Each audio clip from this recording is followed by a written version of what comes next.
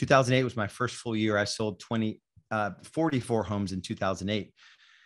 Early that year, I hired my first administrator, and she was responsible for, generally speaking, well, 4 areas: marketing coordination, listing coordination, closing coordination, and she did a lot of running type activities for me. So she was a courier and a runner, and ran signs and picked up lock boxes and attended closings and getting checks from here to there and all of that stuff.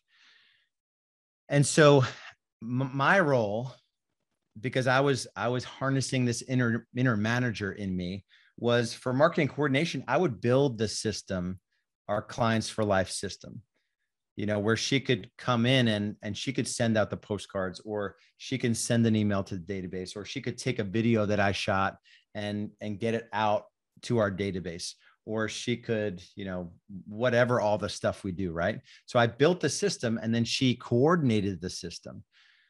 Listing coordination, I gave some examples there, but closing coordination, before I had an administrator, I was holding, bringing these files with me everywhere. And I was involved in repairs and inspections and all of that stuff, right?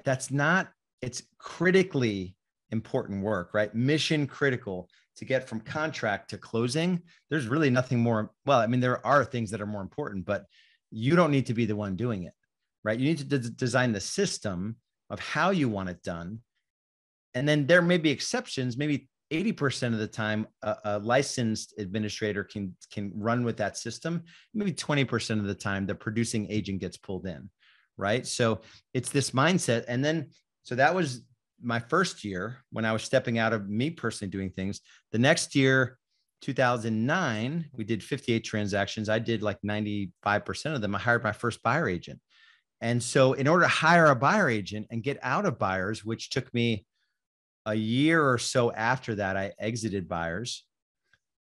I had to build the system to work with buyers. So this is how you set the appointment. This is what you say to set the appointment. This is how you follow up once the appointment's set. So you increase your show rate. When you meet with somebody, this is what you say to get them to be okay with you presenting your services to them. And this is the buyer loyalty agreement and the buyer packet you use to get them to sign up to work with you before you show them a house, right? And this is how you show houses. And this is how we put the showing packet. We had a cover page and the MLS sheets, and this is the system and the page that they use when they leave the house, and they critique what they liked about the house and what they didn't. And when you write an offer, this is our offer summary sheet, and you fill in the blanks. And all of that was a system. I did it first, then we did it together, and then they ultimately did it. And so you have to think about all of this